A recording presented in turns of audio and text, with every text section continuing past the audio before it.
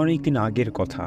আজ থেকে প্রায় ১,০০০ বছর আগে পারস্যের বুক চিরে উঠে এসেছিল এক উজ্জ্বল নক্ষত্র, আবু আলী হুসাইন ইবনে আবদুল্লাহ ইবনে সিনা, যিনি আজও বিশ্বজুড়ে ইবনে সিনা নামে পরিচিত। তিনি শুধু একজন চিকিৎসকই ছিলেন না, ছিলেন দার্শনিক, বিজ্ঞানী, গণিতজ্ঞ ও কবিও। তার জীবন যেন ছিল এক রোমাঞ্চকর অভিযাত্রা, যেখানে প্রতিটি পদক্ষেপ ছিল নতুন জ্ঞানের সন্ধান। ৯৮০ খ্রিস্টাব্দে বর্তমান উজবেকিস্তানের বুখারা শহরে জন্মগ্রহণ করেন ইবনে সিনা। ছোটবেলা থেকে ছিলেন অসম্ভব মেধাবী। মাত্র ১০ বছর বয়সেই কোরআন মুখস্থ করে ফেলেন, আর কিশোর বয়সেই দখল করেন গণিত, যুক্তিবিদ্যা এবং চিকিৎসা বিজ্ঞানের মতো কঠিন বিষয়।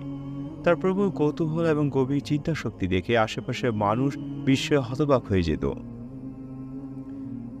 যখন তার বয়স মাত্র ১৬, তখন তিনি বিখ্যাত চিকিৎসক হয়ে ওঠেন। একসময় বুখারার শাসক গুরুতর অসুস্থ হয়ে পড়লে সব চিকিৎসক ব্যর্থ হন। তখন তরুণ ইবনে সিনা তার অসাধারণ বুদ্ধি ও চিকিৎসা জ্ঞান দিয়ে শাসককে সুস্থ করে তোলেন। এতে মুগ্ধ হয়ে শাসক তার রাজকীয় গ্রন্থাগারে পড়াশোনার সুযোগ দেন। এই সুযোগ পেয়ে তিনি আরও গভীরভাবে দার্শনিক ও বৈজ্ঞানিক জ্ঞান অর্জনে মগ্ন হয়ে যান। ইবনে সিনার জীবন মোটেও সহজ ছিল না। রাজনৈতিক অস্থিরতার কারণে তাকে এক জায়গা থেকে আরেক জায়গায় পালিয়ে বেড়াতে হয়েছে। কখনো কারাগারে থেকেছেন, কখনো রাজদরবারের চিকিৎসক হয়েছেন। কিন্তু এত প্রতিকূলতার মধ্যেও তার গবেষণা থেমে থাকেনি। ১,০৩৭ সালে মাত্র ৫৭ বছর বয়সে ইবনে সিনা পৃথিবীর মায়া ত্যাগ করেন।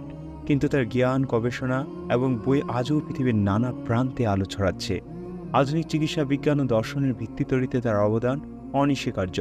ইবনে সিনার জীবন ছিল এক অনন্ত জ্ঞানের অভিযাত্রা। তিনি ছিলেন জ্ঞানের নিরন্তর অন্বেষকারী, এক মহাজ্ঞানী।